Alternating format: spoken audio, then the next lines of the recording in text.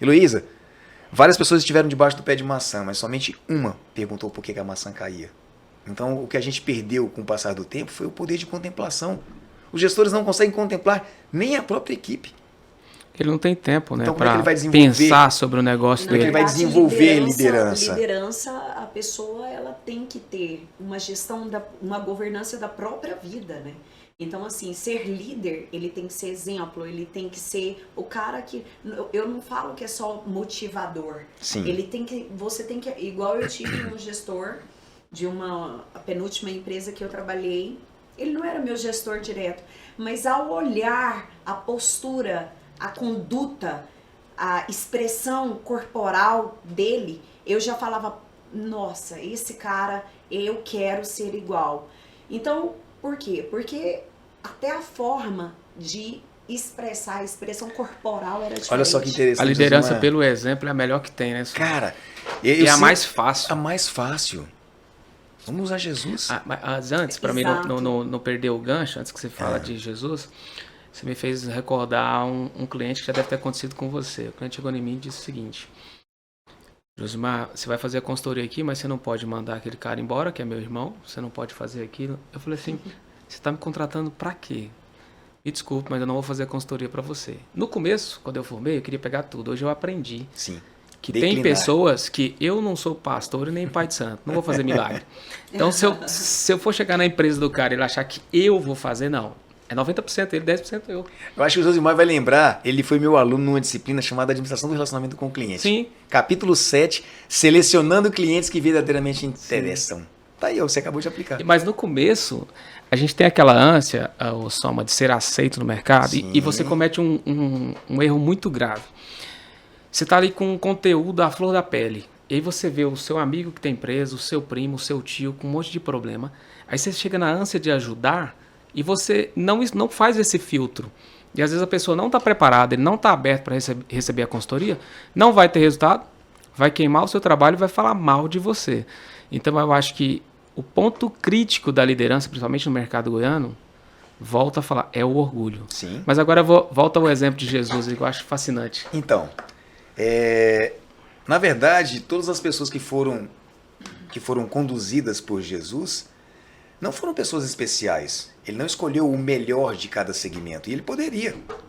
E aí eu até assisti uma palestra um tempo atrás dizendo que se Jesus quisesse montar a melhor panificadora, ele poderia, porque ele multiplicou pães. A melhor peixaria, porque ele multiplicou peixes. E ele não escolheu pessoas porque elas tinham características especiais. Ele olhou pelo coração das pessoas. Então hoje, o Stephen Covey, ele talvez seja a maior autoridade em liderança pelo coração. E uma vez eu falei isso numa palestra, me perguntaram, ele era cardiologista? Foi uma piada muito sem graça. Só para que você entende, era da saúde.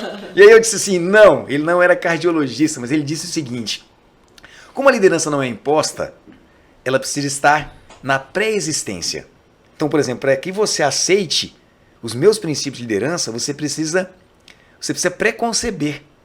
Então, quando eu não aceito isso, quando eu não aceito a liderança, e pegando o gancho da Ilô, ela falou sobre a questão da postura, ela observou postura.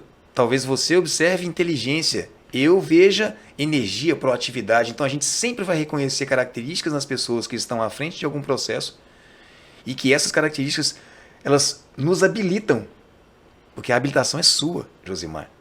Eu estou habilitado a seguir a sua visão. Posso contar um trechinho rapidinho para você?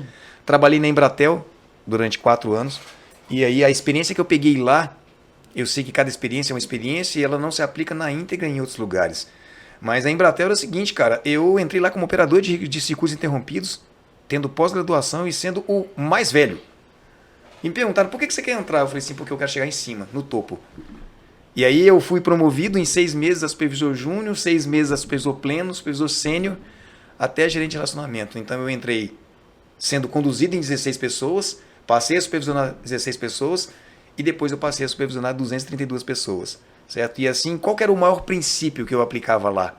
O pleno reconhecimento das suas próprias capacidades. Então eu fui 9 vezes Clube da Excelência, que é o supervisor de destaque do centro, certo? E eu recebi várias premiações. E uma vez eu tenho a minha origem militar.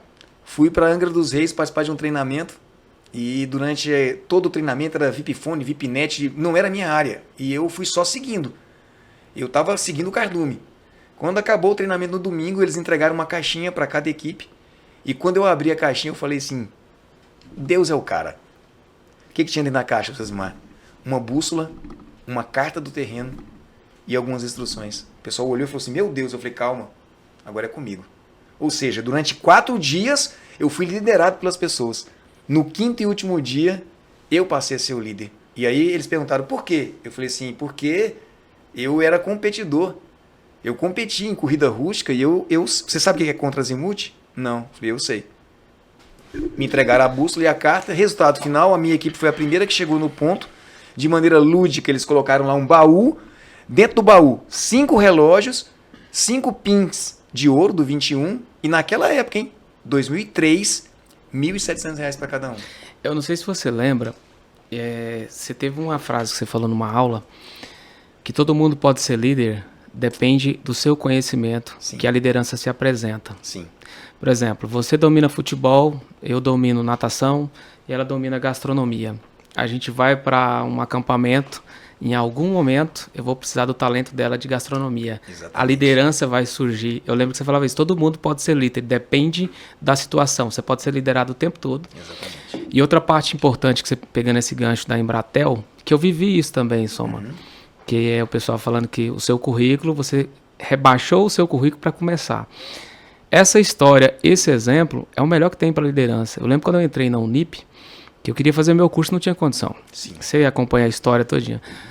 E eu dava aula naquela época que o povo precisava fazer curso de informática, né? Hoje as crianças já sabem mexer no celular. Então eu era professor, trabalhava em Gravatadinha, Arrumudadinha.